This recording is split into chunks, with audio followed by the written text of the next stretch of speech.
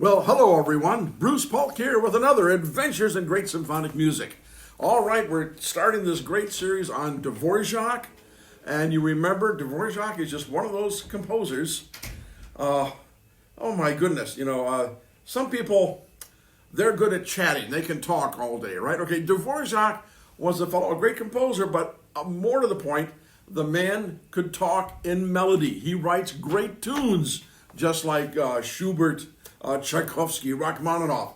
Yes, he had to work within the structures and the formal kinds of the way you put pieces together, because that was the dominant German school, and so they had to stay in that, even though he was still a Bohemian composer. But the man can write tunes, and remember we discussed last time that Dvorak was living at a time when Bohemia was under control of the Austrian Habsburg Empire, based in Vienna, and they had tried armed revolution, as many other countries did, or many peoples did during that era, and they all failed against the Habsburgs. And so the only place they could go to still maintain some sense of a cultural identity was in music. You couldn't do a play because that had words in it, and if you said something that was against the Habsburgs, you would be in trouble. Opera had some of the same problems, but both in opera and in plays, what they would do is they would do historical dramas. Smetana, the other Bohemian composer, many of his operas deals with the time way before that era, where the Bohemian people were a power under good King Wenceslas, and so he had several operas written about those early times. But you couldn't, even though the people knew it was early times, the people that were oppressed in those operas were in fact the people that were living at the time the operas were written, and they were protesting against the Habsburgs in that somewhat indirect way. Okay. Now, Dvorak, his dad was a butcher as well as an innkeeper. Dvorak was supposed to be trained in that field, and he did. They moved to a nearby town where there was a wealthy uncle, not wealthy, but well enough off anyway, who gave Dvorak even more advanced training to take over the family business, but also with permission of the father, got him some music lessons. He was a great violinist and viola player and had great success playing in a lot of the smaller orchestras. And the small orchestra, as a matter of fact, became the core for what would become the Prague National Theater when they began opening an opera house in Prague, which would play operas that were in the Bohemian or Czech language. The other opera house was primarily German-speaking, and German operas were produced in the main there. But the little orchestra that Dvorak played in, they were played in hotels and cafes, that kind of stuff. And when the core of this orchestra formed into a larger ensemble, they had a lot of guest conductors, one of whom was Richard Wagner, and Dvorak was quite under the spell of this great German maestro. And some of his music from the early period shows some evidence of influence, shall we say, of some of the new things that Wagner was trying out. He had some success locally, but as often the case, Prague is not that far from Vienna. But back in those days, it was still probably a full day's journey, like 50, 60 miles, to get from Prague to Vienna. So it was kind of one of the outlying areas, you might say. And even though Dvorak was getting to be well known in Bohemia, they still weren't making an impact on a broader scale throughout Europe. He'd written a symphony for a competition, sent off the only score that he had, and didn't win the competition. They never sent the score back, so he thought it was lost. They found it even when Dvorak was still alive, but the person who found it did not make the composer Dvorak aware that he had found this early symphony of his in a used bookstore up in Leipzig. Crazy things. Okay, so he then, on advice from a critic from Vienna, I think it was Hanslick, who was a Wagnerian supporter, he made some suggestions. Look, there's another competition coming up. Why don't you send some of your music? And I think what I've heard so far I really like. I think you can do well. And Dvorak indeed submits several compositions, including what we now know as his second and third symphonies. And holy mackerel, he won. The judges on that competition, which were, I think, primarily in Germany, and the competition was specifically to give financial aid to young, struggling composers who were trying to get started on their career. Well, that was Dvorak. He was married, had a couple of kids. They lost a couple of kids early on. However, he was playing organ, he was teaching, he kind of dropped out of the orchestra for playing purposes because he wanted to devote his time to composition. So, yeah, he was that starving artist, so he would have qualified under that basis to get this scholarship. Now, unbeknownst to Dvorak, one of the judges on this competition was Johannes Brahms. Yep, the famous Johannes Brahms. And Brahms was so impressed with the music he saw Dvorak had written that he told his own publisher, the great German publisher Simrock, go down to Prague and take a look at this Dvorak fellow. I think you might have some opportunity to make a lot of money. He's a very, very fine composer. Simrock did that, and through the sponsorship of Brahms and Simrock, Dvorak's music, particularly the early Slavonic Rhapsodies and the first set of Slavonic dances, they were big hits on the international market, the international scene. So now Dvorak is being heard and played throughout Europe, even in America and in England. He's making some real inroads there, due again to Brahms. Now we're going to hear today his third symphony. Those of you that know me, I'm always, I guess, supporting the underdog. Is that it? I don't know. I love this symphony. First of all, I think it is a great symphony. That's first and foremost. It's a great symphony, and I rarely play it. I've only played it once in my entire life with a summer orchestra in Evergreen, Colorado, and that was probably 1974, right around there. Only time I've ever, but I just love this symphony. So the third symphony is in the key of E flat, and it is unusually only has 3 movements. Most symphonies of the time were expected to have an opening movement that was fast, a second movement that was slow, then a dance movement like a waltz or a scherzo in the case of Beethoven, and then a finale, usually of lighter character, to round things off. Well, this symphony doesn't have a scherzo. It has a great first movement, a beautiful, gorgeous second movement, which is definitely influenced by some of the Wagnerian characteristics of a great deal of harmonic surprises happening. And then the third movement is very fast. It's not a scherzo from the point of view that it's not in triple time, like most scherzos or dance movements were. It is in duple time, but it just zooms right along real fast. Let's see. This symphony has some parts for harp in it as well. Is that true? Yes, it is. It does have a harp, indeed. So let's see. The symphony, here's a quote, due to its broad flowing melodies, the variety of interrelated musical ideas within the movements, and the exuberant and optimistic finale, this symphony does display some clear shifts from Dvorak's earlier works. Written 7 years after his second symphony, and he'd written a number of other pieces in the interim as well. And this is a symphony that, what they say, is showing considerable and significant progress in compositional skill from his second symphony. I would probably agree. It has a better dramatic flow. It shows a greater sense of structural coherence due to its classical style structure. Yeah, maybe. I have some questions about it as regards the second movement. Anyway, what else have we got? The first and third movements, they center on E flat major, with moves to F sharp major and A flat major.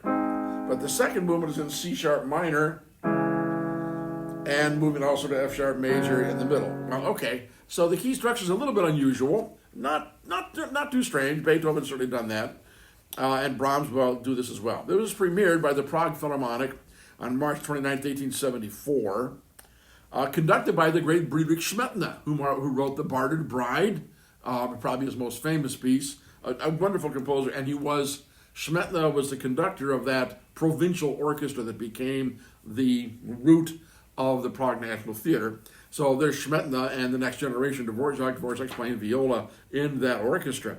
Now it's interesting, Dvorak did have another performance a few months later. But it's interesting. Even Smetana was saying, golly, this symphony is supposed to have 4 movements, aren't they? So what they did was they substituted another movement from one of his other pieces to be a last movement. It doesn't work, leave it alone. 3 movements is perfect. Here's a period press review from 1874.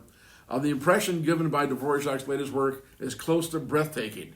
Then again, it is such that the listener's attention and perception start to grow weary, it says.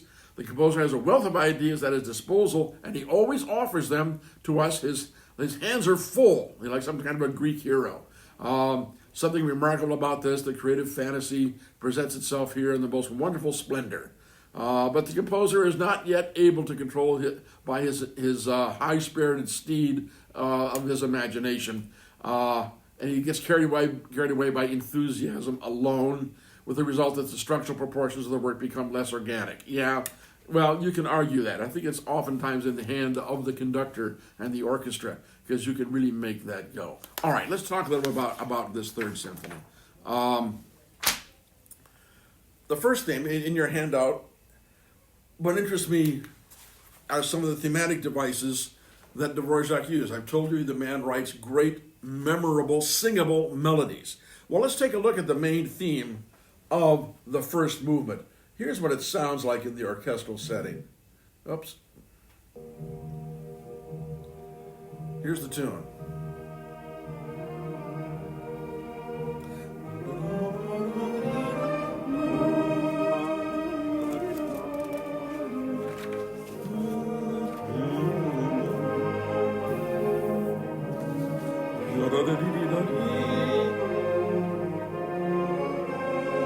Okay, so that's an idea. Oops, can I get it to stop? There we go.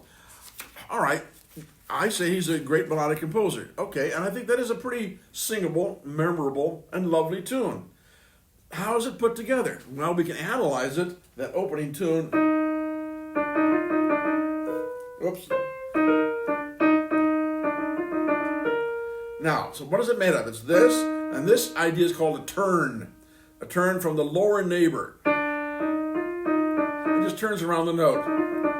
Very common thing, composers have used it for generations, but after the turn, it leaps, and then what does it do? It goes here, right up the scale. Simple.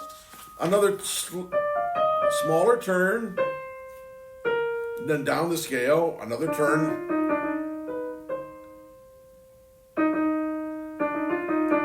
And it repeats while other things go on around it. So it's a simple turn, a leap, then up the scale, a small turn, and then down the scale, and then back to the original idea, and that's expanded. That's baby simple stuff, but it's so effective. Because it has such simple melodic ideas, it's pretty easy to remember, okay? We're going to hear a great rhythmic device that Dvorak used, and this is the element of Dvorak's love of the Bohemian folk music, which has a rhythmic device called a hemiola. In this specific, hemiola can mean different things in different beats, whether you're doing 2 beats, 3 beats, or 4 beats. And this piece is in 3. 1, 2, 3, 1, and 2, and 3, and 1, 2, 3. Or well, technically it's in 6, 8, but it's 2 groups of 3. And 1, 2, 3, 1, and 2, and 3, and 1, 2, 3, 1, 2, 3. So the accent is 1, 2, 3, 1, 2, 3. And he has a hemiola goes like this. 1, 2, 3, 4, 5, 6, 1, 2, 3, 4, 5, 6, 1, 2, 3, 4, 5, 6, 1, 2, 3, 4, or 1, 2, 3, 1, 2, 3, 1, 2, 3, 1, 2, 3. So the accents are shifting. Very common in Bohemian folk music. Brahms loved hemiolas. You know, so did Bach. There's nothing new here. But the fact that Dvorak was able to incorporate this so successfully and without quoting actual Bohemian folk songs, it has a different sound than you often hear from Beethoven or from Schubert. This is a different rhythmic evidence. The second theme is, again, baby simple and not particularly memorable because it is so simple.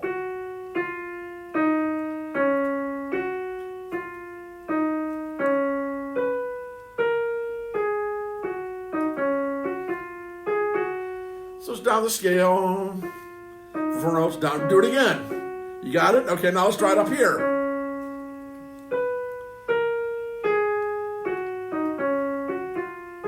And a turn to there. So again, baby simple material, but it is that simple quality that makes it easily remembered. All right, it's in a standard sonata form. So let's just listen to it. I just love the way this piece opens up in this first movement. Here is the first movement, Dvorak Symphony No. 3 in E flat major, composed, we think, in 1872. From the beginning, let's see if we can start it off at the beginning. Theme. Now, up the scale. Short turn, down the scale, turn, leap, cellos,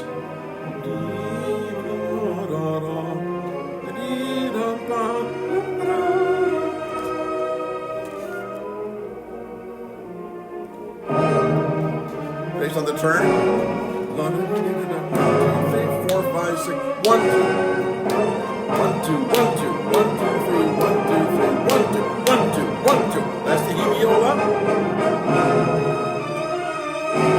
Based on the turn, he backs away. There's the tune. Now measure 32 is an episode. 1, 2, 1, 2, 1, 2, 1, 2, 1, 2, 1, 2, 1, 2, 1, 2, 1, 2, 3, 1, 2, 3, 1, 2, 3. The viola flipping back and forth.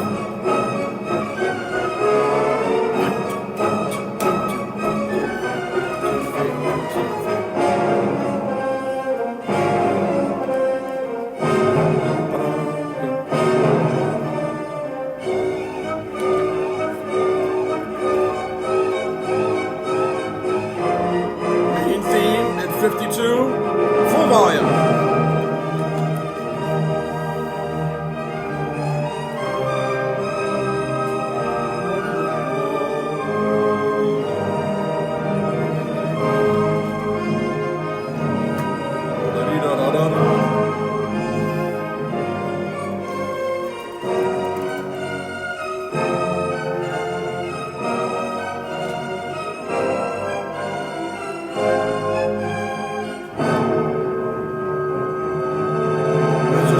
Is the transition based on the main theme. The purpose of a transition is to change keys. So we're moving away from E flat. That slows down. Next page, page 3. Slower. 77, second theme.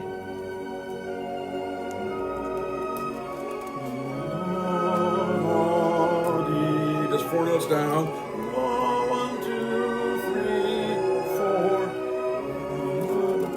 Cadence.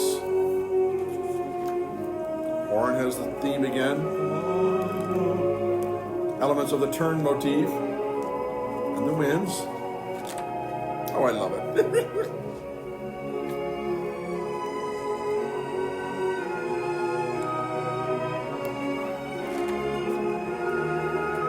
Now the closing section at 96. Based on the turn. Da da da da da. Da da da da da.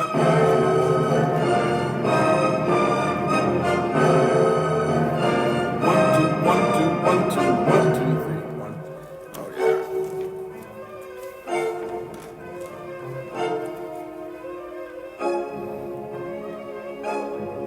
It's changing keys, repeating the same material.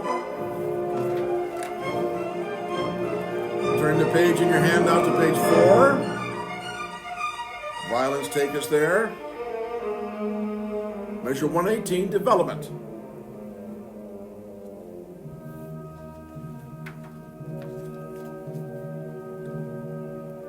Sounds a little bit like the very beginning, but it's not. It's development time.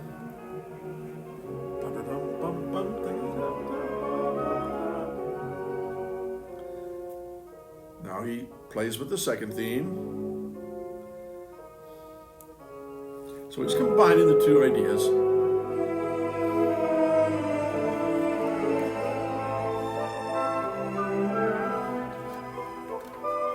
Now measure 135. We're in E minor. The second theme, the 4 notes going down with the turn and the lower strings.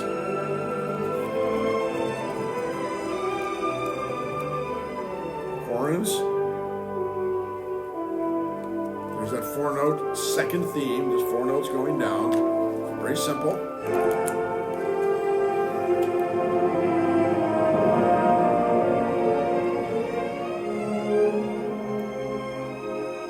Softer volume.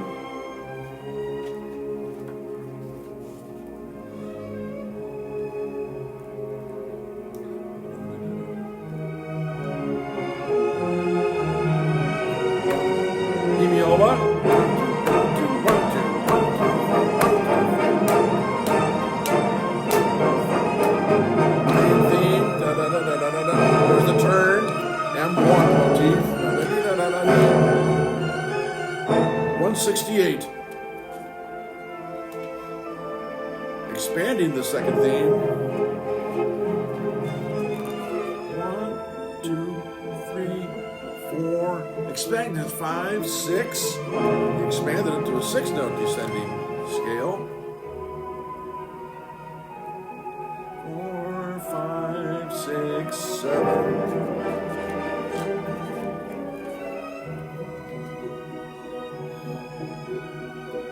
A little fanfare between the timpani and the brass. Pick it up. Pick it up. Some pick it up. Pick it up. Pick it up.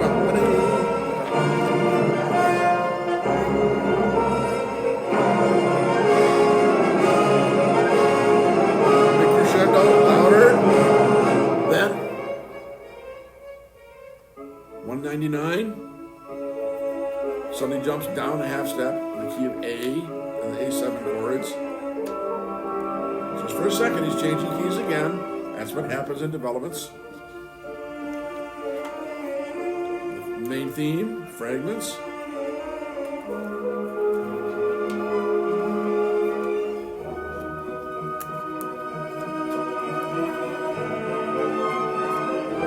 Here's measure 216. This is going to be a transition. 4-note descending second theme with the brass fanfares.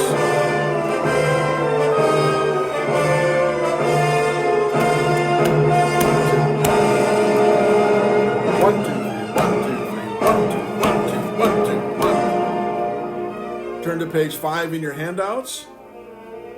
Recapitulation. 230. Main theme is back in the home key of E flat major.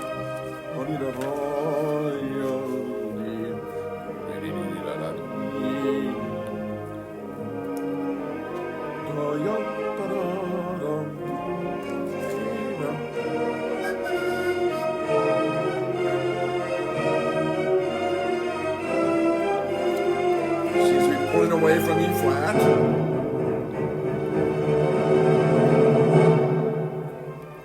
Turn motif.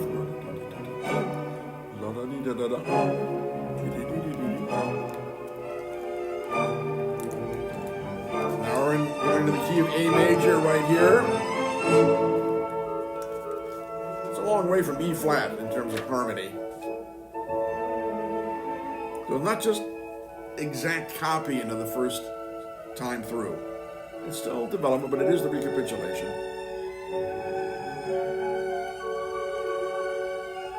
Now he's going to be switching keys a lot.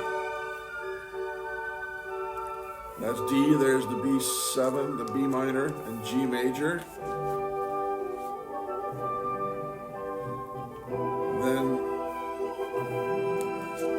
moving to E minor, A7 chords.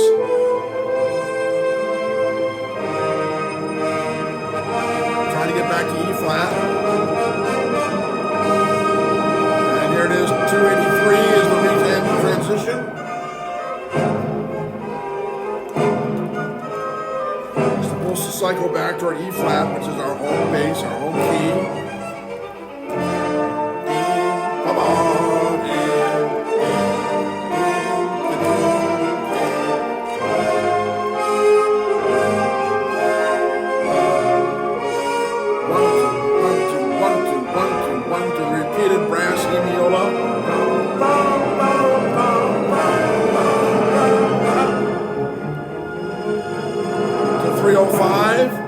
Second theme, E flat.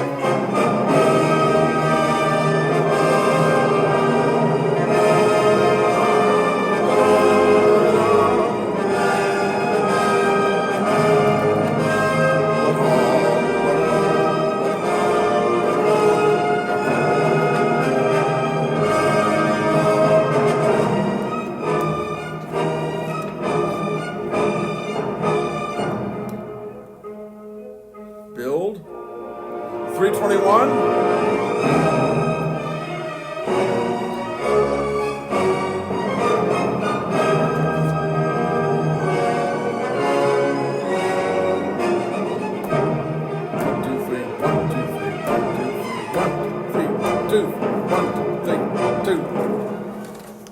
That's so cool. Little coda.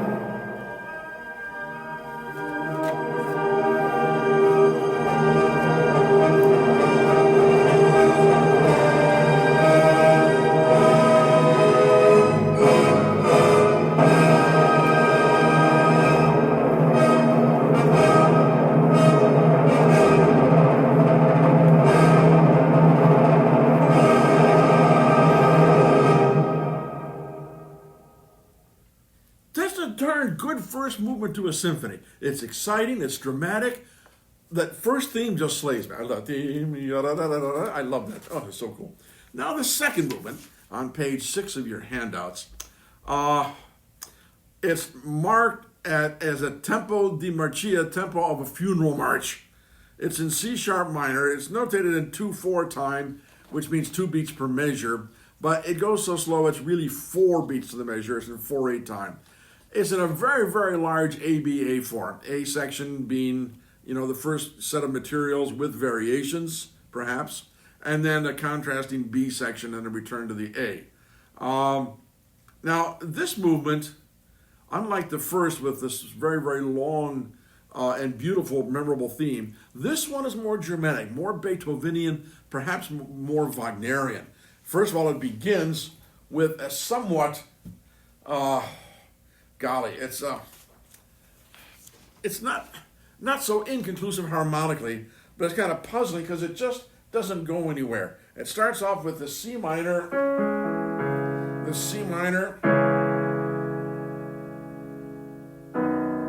and goes to G sharp minor.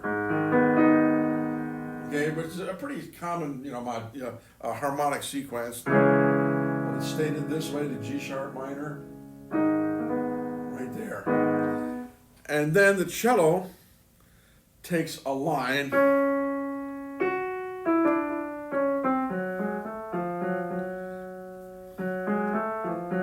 Hear that motif? Da da dee da da da da dee da da da. Maybe slightly derived from the turn motif from the first movement theme, but it doesn't have the same effect. But it's certainly similar to it.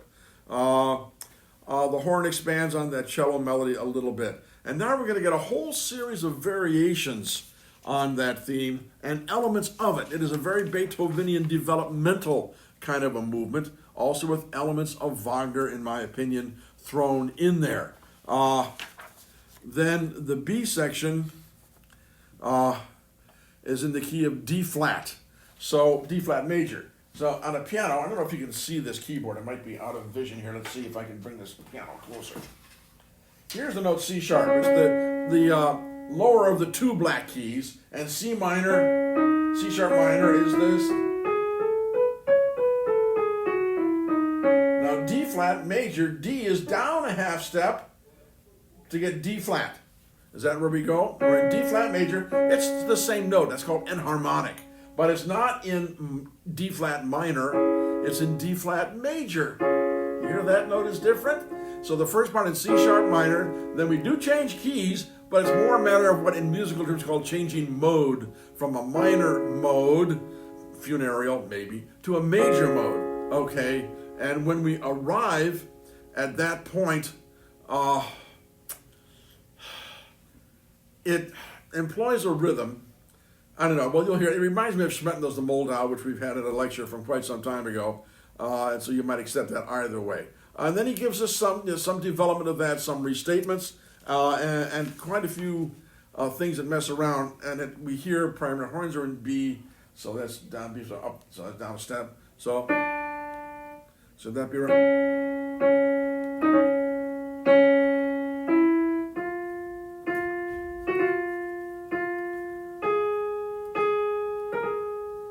Okay, again, not much of a theme, but it's ripe for development, which it will have through restatements.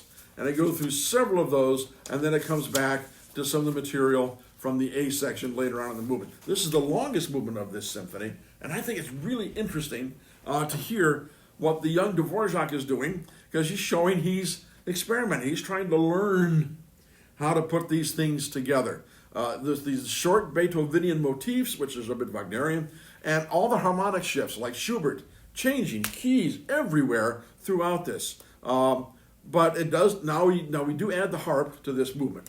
Here it is on your handouts, page 6. Here's the second movement of Dvorak's Symphony Number 3.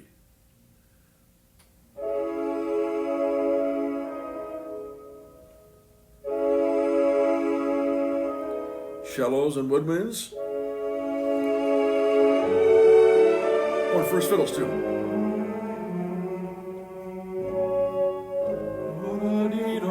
There's that third motif from the first movement, maybe.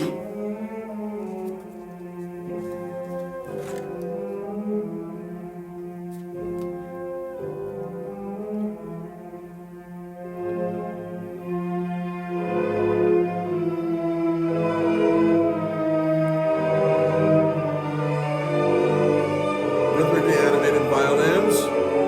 Turn to page 7 now. Measure 14. Same chord, a little timpani fanfare. Here they are. With the response of the winds. Timpani.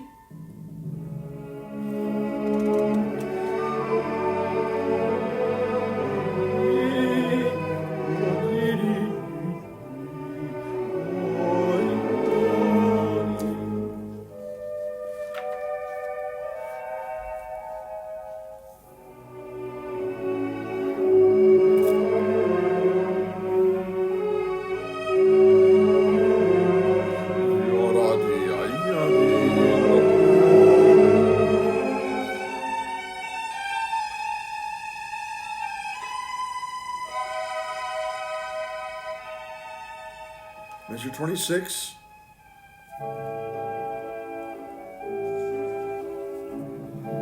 It's in a major, an A flat 7 chord, but timpani fanfare underneath.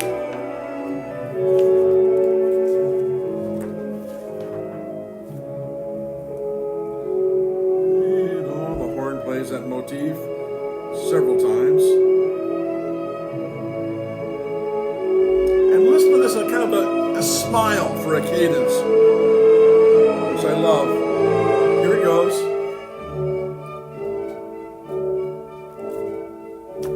Such a simple cadence. I love it. Now please turn your page in the handouts, page 8. And here's measure 39. Variation 3, maybe a second theme.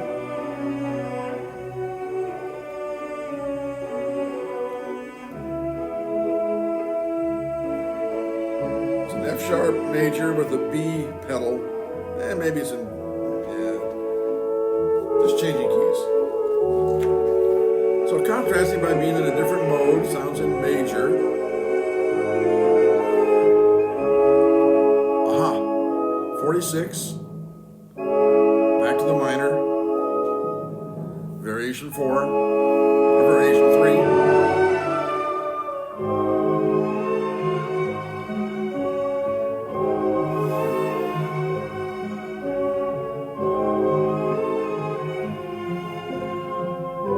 Turns the melody to a different place.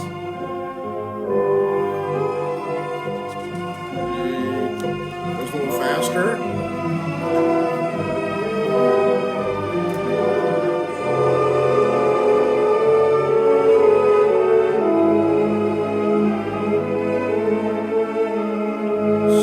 Retard getting slower. Measure 59. Right there. Deceptive cadence didn't go where we think it was going to go. Ends up on an A7 chord.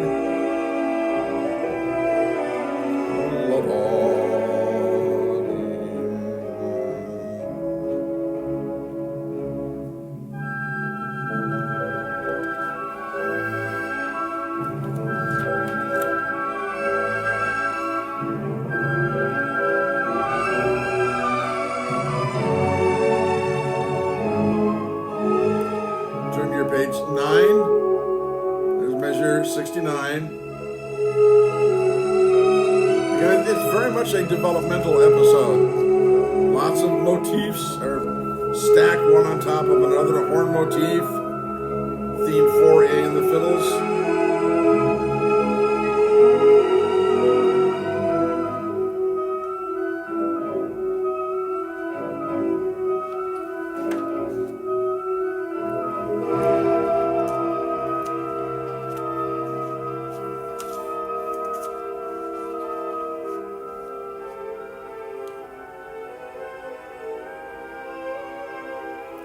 Now a little bit faster, more aggressive. More aggressive smiley cadence. Measure 82, very dramatic.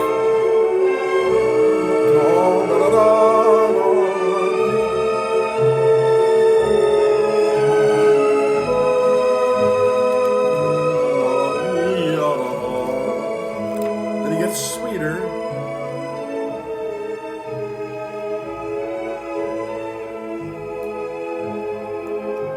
Now measure 89.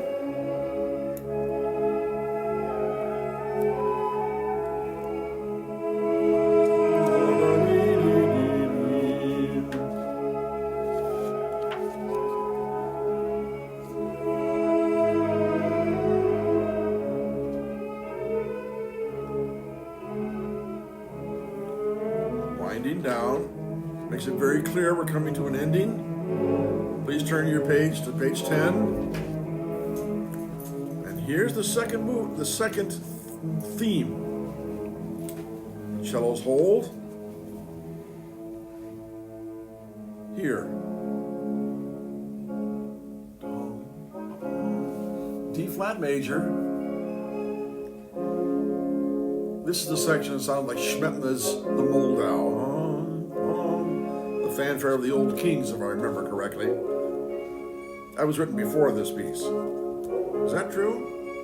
It might be about the same time, come to think of it. Hear the harp?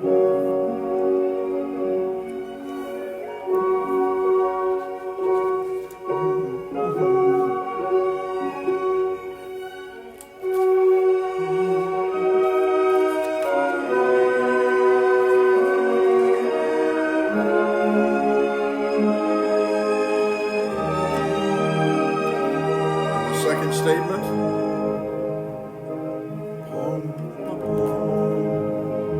Very gentle fanfare.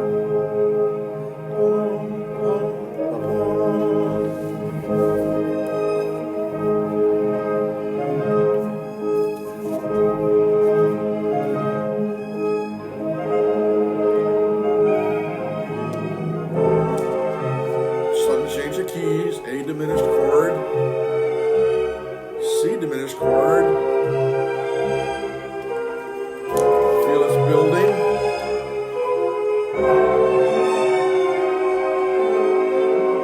To 126 here.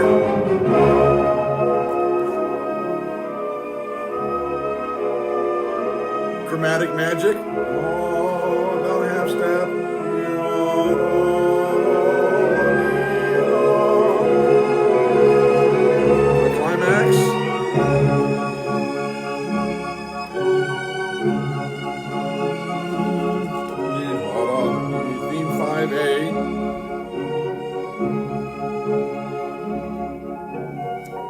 It's a lovely theme, doesn't last very long. So like I said, it's not the long melodies you usually get with Dvorak here. A little bit more Beethovenian.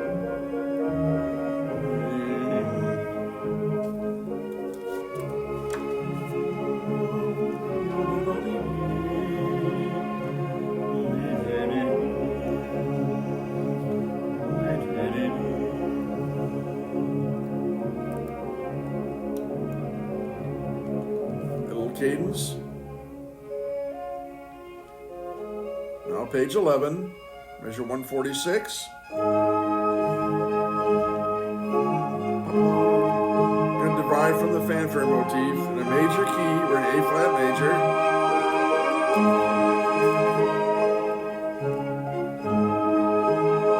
Now here you see some of that Dvorak melody, but it's kind of short.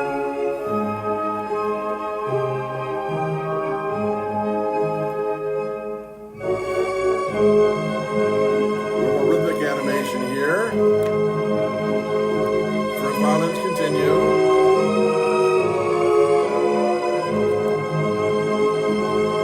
Oh.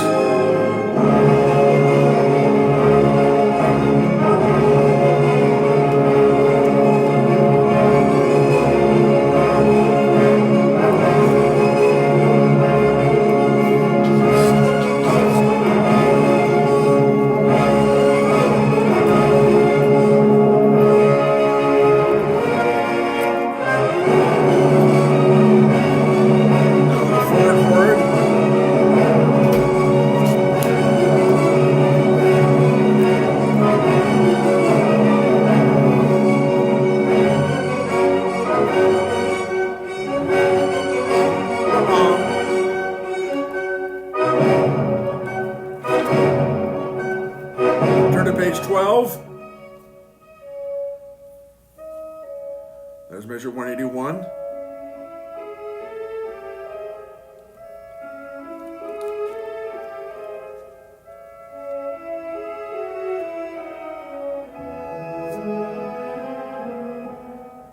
Just a moment in the key of E major, then A major, elongates,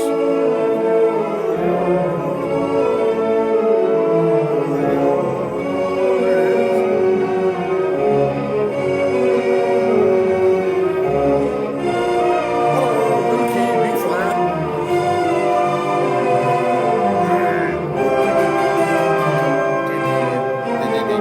slower,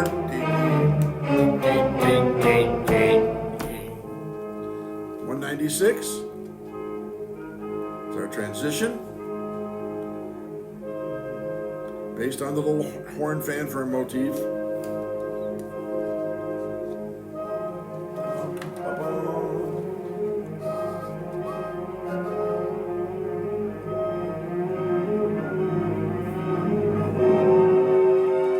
Oops, jumped up a half step there. And chromatic magic just going up the chromatic scale.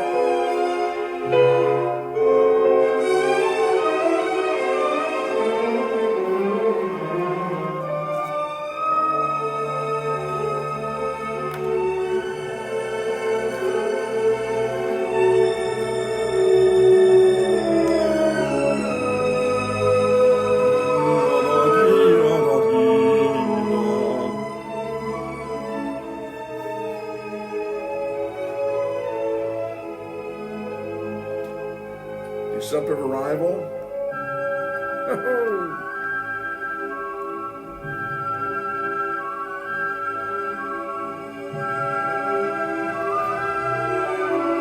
Now page 13 on your handouts.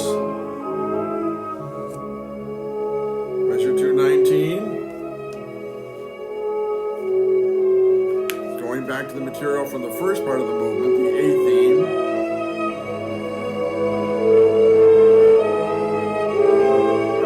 Of it. The smiley cadence.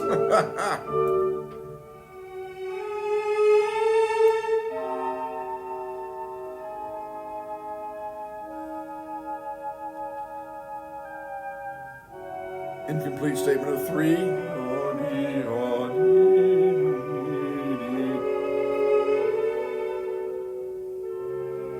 Oh, there's our tonic tonality of C sharp minor. Get those initial chords from the movement here.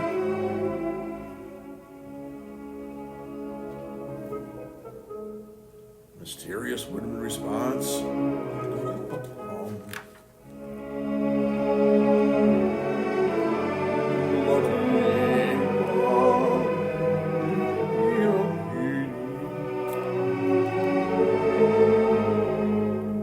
Loud.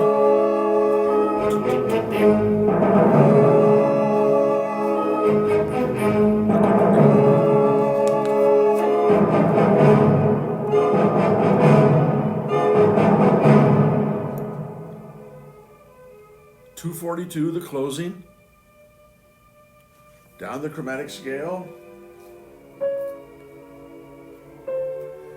Chromatic scale is just one note, then down to the next possible sound. He's just falling.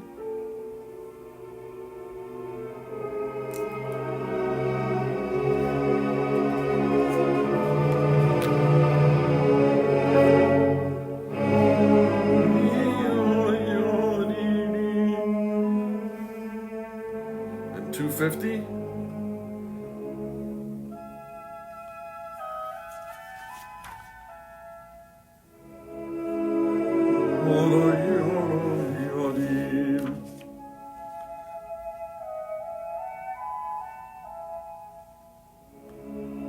Fermata.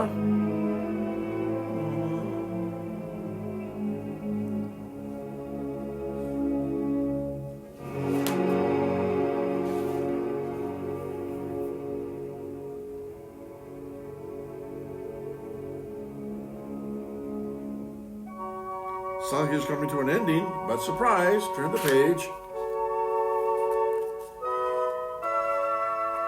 259 on page 14. D flat major.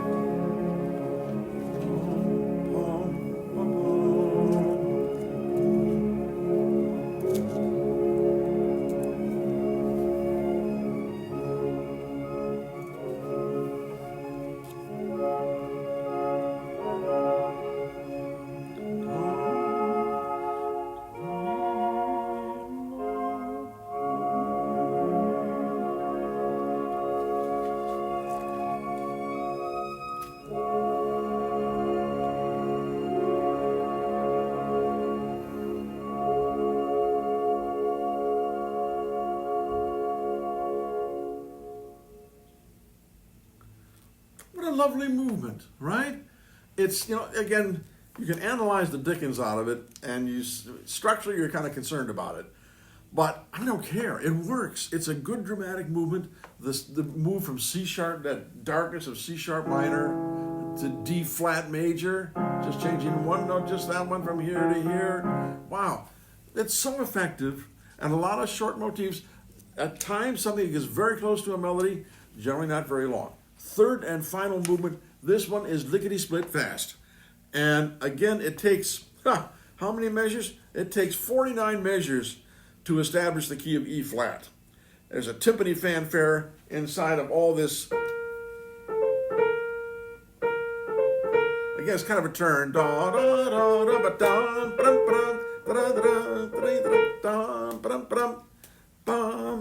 And it's just going to go lickety-split. Let's see, it's in sonata form. Da, da, da, da, 1 beat per measure. Allegro tempo. Yeah, pretty much, because there's a second theme, right? Oh no, there's the main theme, transition. Yeah, okay, so you can debate this. Oh no, there is one. All right, measure 118. Okay. Theme number 2 is primarily dum da da da da dum da da da da, just primarily scale patterns, 4-note descending scale patterns and a leap. Again, not much of a theme, but this one is about rhythmic excitement. It's just so much fun, fast, and what a gas. I love it. Here it is, the finale. We're on page 14, about a third the way down. You see Dvorak's Symphony number 3, movement 3, finale. That's where we are. And listen to this just drive and joy. Here we go. We want this movement right here.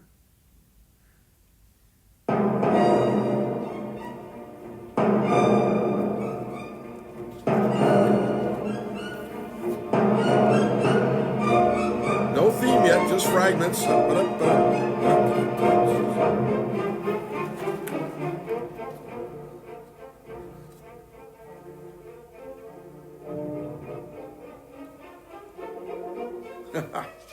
Finally, the theme.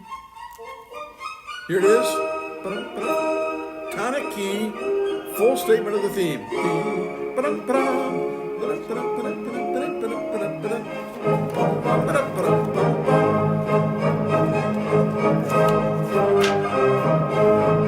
I'm on page 15, by the way, sorry. This is the consequent theme. Inside 49. Now we're at 91, transition.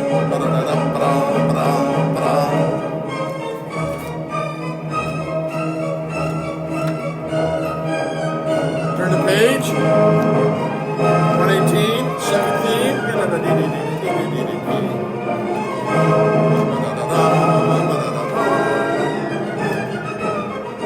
138.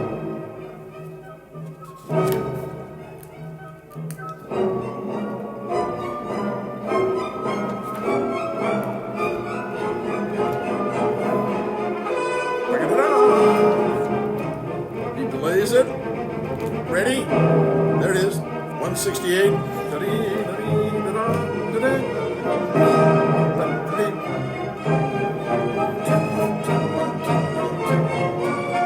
Moving towards C major.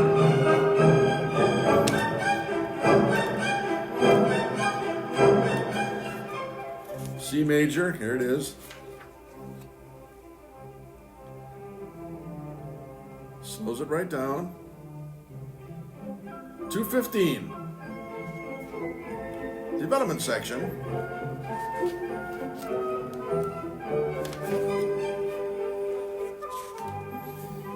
Turn to page 17. There's measure 230.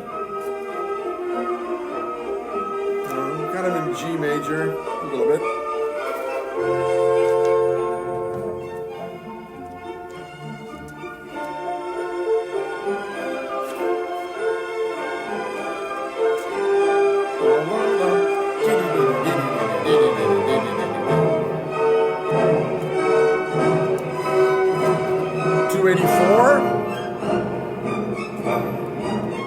Introduction, again, to 307 for the recap. There it is.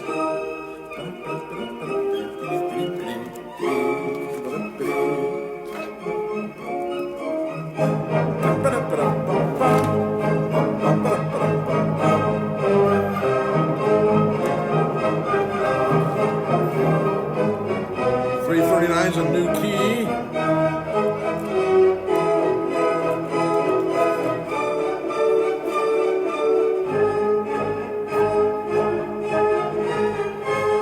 $366. There.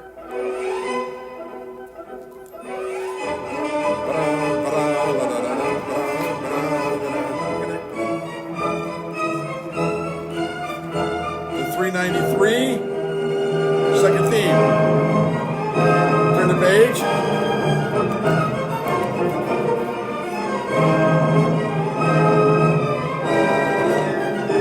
Page 18, major 413. Right there.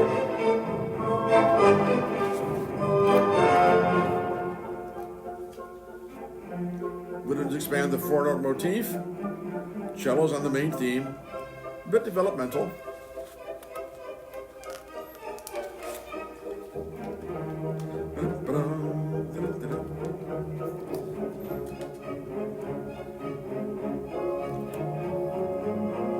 $461 inside that 413 area.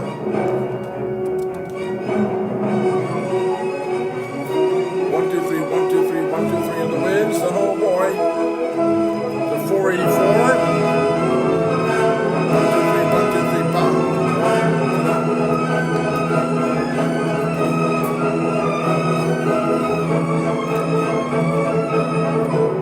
504.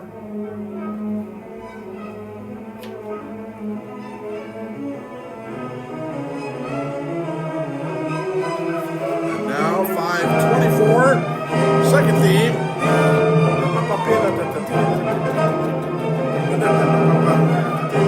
Turn to page 19 in your handout. 544. Closing.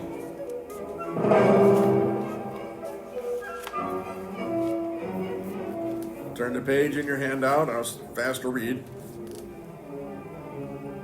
Slower, slower. And now, 569, Coda, Part 1.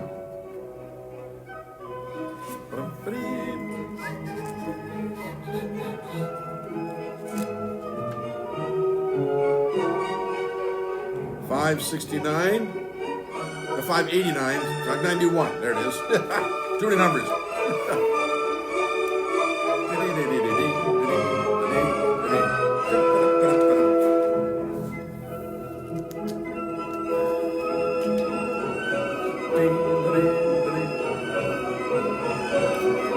And now 632, the Coda, surprise.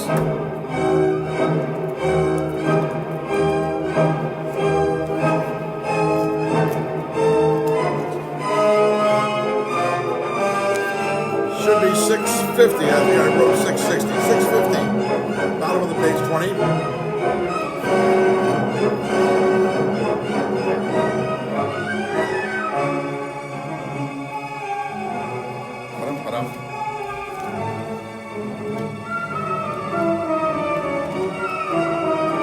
Look on page 21 now. We're getting there.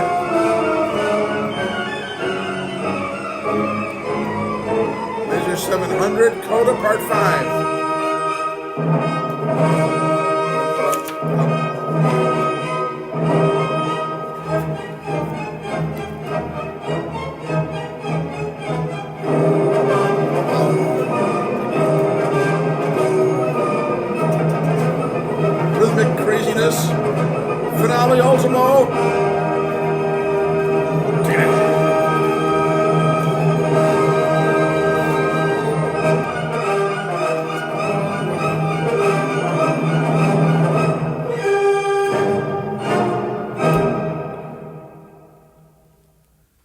Gee, the music goes by so fast. It's really hard to follow. But what an exciting and driving finale by the relatively young Dvorak, okay? And this was the symphony that really impressed Brahms, okay? This is the one where Brahms told his publisher, Simrock, you get down to Prague and sign this boy up, we're going to make a lot of money. And they did, because this is where we have, the beginning of Dvorak being recognized on the international scale by means of his music that was still comprehensible in the German structural forms, but employed what was then known as musical exoticism, which means using the rhythms and styles mostly of the dance music of the Bohemian people. So in their folk music, they brought something brand new that was going to make Dvorak just a household name. He gets played everywhere, and this gets him started. So, and now, as he moves on, he's going to get caught in that, should I stay in the Germanic style, or to keep Brahms happy and Schirmer, or should I stay with my roots, which is my love of Bohemian music, particularly the folk music. And that's what we see with Antonin Dvorak as he moves ahead. So next time, we'll do probably my second favorite Dvorak symphony, Symphony number 6, which I also love because it is not as often played. And again, we see this conflict happening between the German school that his publishers wanted and his Bohemian school, but a lot of Bohemian dance music turning up. So this is where Dvorak goes for next time, when we take a look at his 6th symphony. Hope you're enjoying this introduction to Dvorak. I think the man could spin a tune, and I hope you love him as much as I do. We will see you next time. Thanks for coming, everybody. Bye-bye.